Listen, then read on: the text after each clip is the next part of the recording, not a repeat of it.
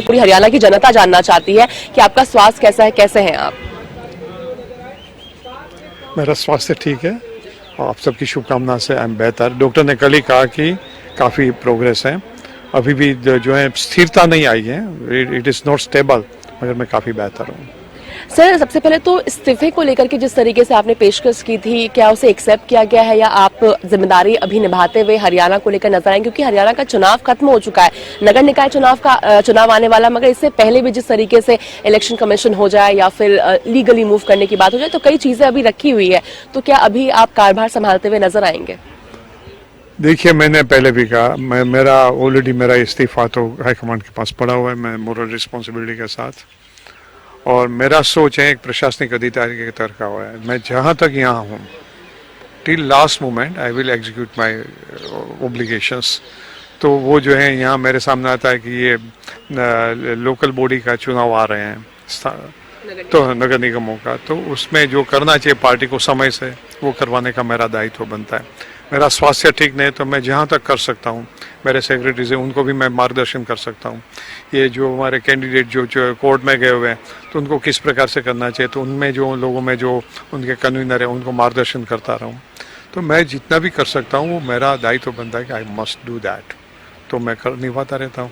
और जो दिन हाईकमांड निश्चित करेगा नहीं अभी और कोई इससे भी ज़्यादा समय देने वाला आदमी चाहिए, तो जैसे दिल्ली में हुआ, दिल्ली में हाईकमांड निश्चित किया गया, तो ठीक अच्छी बात है, काफ़ी अच्छा। क्योंकि मैं आज भी देखता था कि जो प्रकार से वो लोग काम कर रहे हैं रात को देरी तक, मैं शायद अभी विद ये स्वास्थ्य से नहीं कर सकता।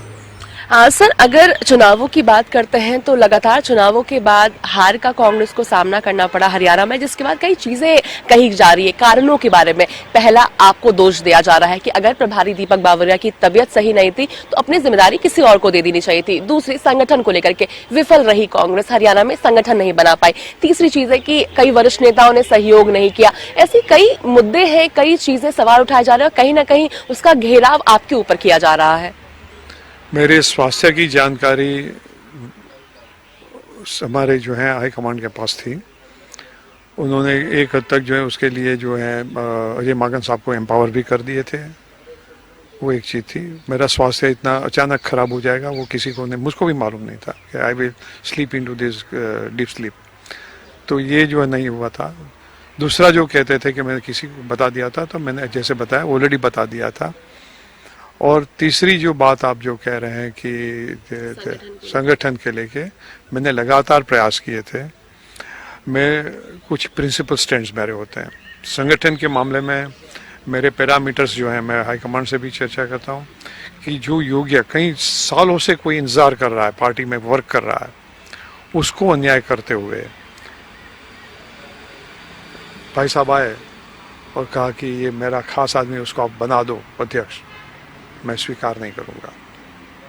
और वो जो है I think that was one of the major bottleneck.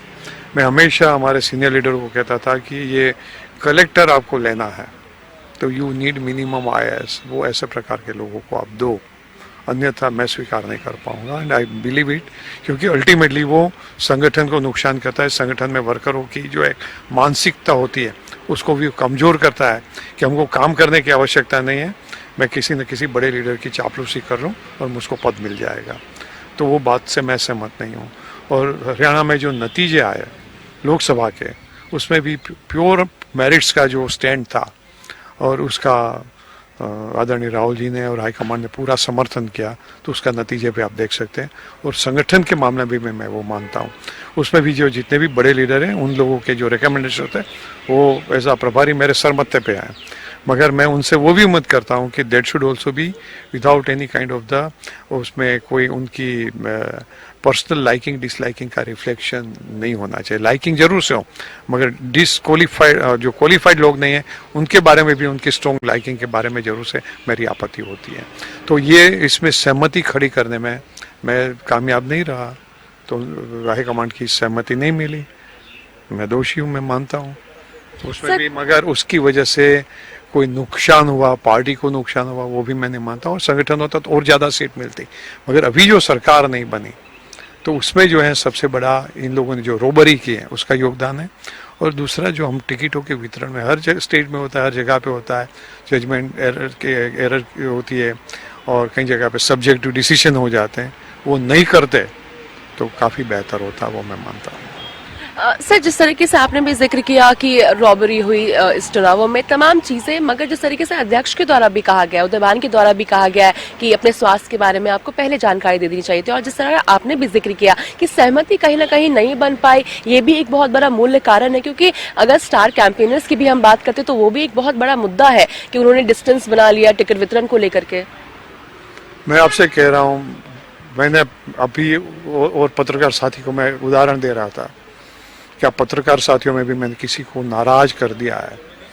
तो it is a human tendency and nature कि with a first given opportunity जो तो बंदे फॉल्ट फाइंडिंग में लग जाएंगे। मैं मेरी मोरल रिस्पॉन्सिबिलिटी से मैं कभी हटता नहीं हूँ। हरियाणा में जो कुछ भी गलत होता है उसकी जिम्मेदारी मेरी है, और अच्छा बनता है तो उसमें सबका यश है, वो भी मैं मानता हूँ। तो इसमें भी जो है लोग आ जाते हैं। मैंने किसी का अनुशंसा का स्वीकार नहीं किया होगा, किसी के कोई डिमांड होगी उसका स्वीकार नहीं किया होगा। मैं अपने आप में जाके देख लेता हूँ कि मैंने किसी को अन्याय तो नहीं किया है, और किसी को अन्याय किया है तो मैं हाथ जोड़ के माफी भी मांग लेता हूँ, उसमें कोई नानम नहीं होती है। सर, कहीं ना कहीं आपने जिस तरह जिक्र किया कि आपकी असहमति ने कई नेताओं को नाराज भी किया। निश्चित रूप से क्या होगा, क्योंकि वो जो चाहते थे वो मैंने कहता, वो उन लोगों की सोच वो है कि दिस इज पॉलिटिक्स, और पॉलिटिक्स में ये सब जायज़ है, आपको करना चाहिए, सबको जो है बैलेंस करना चाहिए, ये करना चाहिए।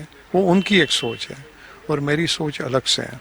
और जहाँ जहाँ भी मैंने मेरी सोच से हाईकमांड ने मुझको अनुमति दी है, वहाँ नतीजा निकाल के दिया है। वो मध्य प्रदेश हो, ये हो, गुजरात में भी कई ठिकाने जो आपको मैं बता सकता हूँ कि I am very clear about कि हमको कौन सी दिशा में जाना है। बाय एंड लार्ज सभी वर्कर भी आपकी बात से कितने भी नाराज हो, एक छोटा सा उदाहरण देखिए, मेरी बात समाप्त कर देता हूँ। क्लासरूम में पहले दूसरे नंबर में आने वाले किसी को भी, वो if is declared first class first और गोल्ड मेडलिस्ट, किसी को आपत्ति नहीं होती, मगर रस्टिकेट करने लायक कोई स्टूडेंट को आप नंबर 1 डिक्लेयर कर दें, स्कूल के हर बच्चे परेशान हो जाते हैं, डिमोरलाइज हो जाते हैं, डिफंक्ट हो जाते हैं। सर, चूंकि आप वरिष्ठ नेता हैं, एक जानना चाहूंगी, जिस तरीके सीडब्ल्यूसी में भी यूनाइटेड रहने का सलाह खरगे जी के द्वारा दिया गया है, अध्यक्ष के द्वारा कहा गया है, आप क्या सलाह देंगे? क्योंकि कहीं ना कहीं इसका इशारा हरियाणा की ओर जरूर जाता है। खरगे जी ने बिल्कुल सही कहा था, यूनाइटेड रहना चाहिए। और उसमें जो है, मैं पार्टी को नुकसान करने की मेरी मानसिकता बन जाए, या तो मेरी महत्वाकांक्षा के लिए मैं कुछ ऐसी बात कर रख दूं कि जिसकी वजह से पार्टी को नुकसान हो जाए, तो वो जायज़ नहीं है। पार्टी को यूनाइटेड रहना चाहिए। और बाकी मेरी सोच ही गलत है और उसमें कोई लोग सहमत नहीं होते हैं तो नहीं होते हैं। एक आखिरी सवाल, जिस तरह से अल्टीमेटली डिसीजन तो मतदाता करता है और वर्कर करते हैं। एक आखिरी सवाल, जिस तरह से आपने अभी कुछ देर पहले जिक्र किया है कि 2026 से आगे ये हरियाणा सरकार नहीं देख पाएगी अपने आप को, ये जो केस हुए हैं उसका सही तरीके से सुप्रीम कोर्ट ने संज्ञान लिया और इलेक्शन कमीशन ने भी सच्चाई का अनुसरण किया, न्याय किया, तो नहीं देख पाएगी। धन्यवाद हमारे साथ बातचीत करने के लिए, बहुत शुभकामनाएं, जल्दी से आप स्वस्थ हो जाए सर। तो हमारे साथ बातचीत कर रहे थे प्रभारी दीपक बावरिया, जिन्होंने तमाम मुद्दों को लेकर के, यानी किस तरीके से जो हार का आकलन किया गया है, संगठन को लेकर के तमाम चीजों को लेकर के एक्सक्लूसिवली हरियाणा न्यूज से बात की है, और कहा कि किस तरीके से अगर सुप्रीम कोर्ट सभी चीजों को बेहतरीन तरीके से लेती है तो सरकार, यानी हरियाणा सरकार 2026 से अपने आप को आगे नहीं देख पाएगी। मेरे सहयोगी कृष्णा के साथ अपराजिता श्री, हरियाणा न्यूज।